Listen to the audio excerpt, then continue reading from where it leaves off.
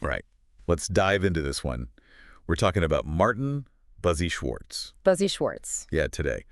I don't know if you heard of him. Oh, yeah. Definitely heard the name. Okay. Well, if you haven't, stick around. He's a champion trader. He won the U.S. Investing Championship back in the day. Big-time trader. He's got a book out. And his story is really kind of fascinating. And we're going to learn about it by looking through some biographical information. Yeah, getting deep. Exactly. And, one of the things that stood out to me was he didn't take a typical path to Wall Street. Like, he's got this Ivy League education, but then he, enlisted in the Marines. Yeah, that was interesting. Yeah. I was like, what? Okay.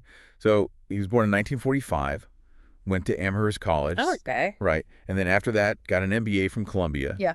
And then just boom, Marines. It's like, okay, I'm gonna be super disciplined, and then I'm gonna go be really disciplined. Right. Yeah. And he got to the rank of captain. So, yeah. So, I don't know. It makes me wonder, how much of that military experience shaped his approach to trading?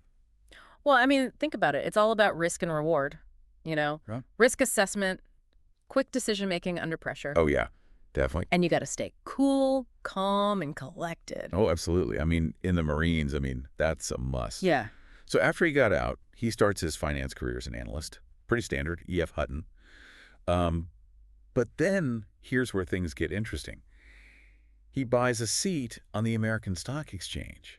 Bold move. Right. Yeah. That's not just dipping your toes in the water. No, that's jumping in head first. Yeah. And remember, this was back in the 80s. It wasn't like today. A whole different beast back then. Yeah. Mm-hmm. And so then comes the big moment. 1984, he enters the U.S. Investing Championship, which it's safe to say that's the ultimate trading competition. Oh, absolutely. You're going up against the best. You got to be on your A game. Right. The pressure must be insane. But Schwartz, he crushed it. He turned $482,000 into $1.2 million. Yeah. 254.9% return. That's insane. I know. How do you even do that? Well, that's what makes him a champion. Not only did he understand the market, but he knew how to manage risk. And obviously, he kept his cool. Something a lot of traders can't do. You got that right. Emotions can really mess you up. Oh, yeah. Yeah. They can make you do some crazy things. Exactly. So the next year, he starts his own fund, managing his own money and other people's investments. Must feel good to have that kind of trust after a win like that. Absolutely. When you perform like that, people want to get on board. Makes sense. But here's what I found really interesting. He wrote a book called Pitbull, Lessons from Wall Street's Champion Day Trader. Yeah. He didn't just keep all his secrets to himself. Right. He actually shared his knowledge. Yeah. And in the book, he talks a lot about his focus on profitability, not just being right. Yeah. That's a big one, right? Huge. It's easy to get caught up in trying to prove you're right, even when it's not the best move. Oh, all the time. Yeah. And Schwartz understood that. In trading, you got to accept you're going to be wrong sometimes.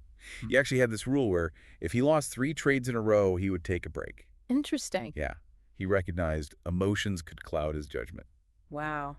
Makes sense. Taking a step back helps you reset. Yeah. And it applies to so much more than trading, don't you think? How often do we make bad decisions when we're emotional? Oh, way too often. But recognizing that is huge. Right. Schwartz also talks about risk management and preserving capital. There's this story in his book about a trade that was going against him. And he knew he had to cut his losses. Even though he was wrong, he admitted it and saved himself from a much bigger loss. That's tough to do, man. You're fighting your own ego at that point. Yeah, but that's that resilience. And that probably goes back to his military background. Oh, absolutely. He knew how to pick his battles. You don't win every fight. Right. Sometimes it's better to retreat and come back stronger. Exactly. So now, Buzzy Schwartz is enjoying his semi-retirement, living it up in Florida with his family. Good for him. He earned it. He definitely did. And here's a fun fact. He's a successful horse owner and breeder, too. No way. Really? That's amazing. Yeah. A little something different. I love it. Shows he's got other passions outside of trading. Absolutely. Well-rounded guy. So, what are the big takeaways from Buzzy Schwartz's story?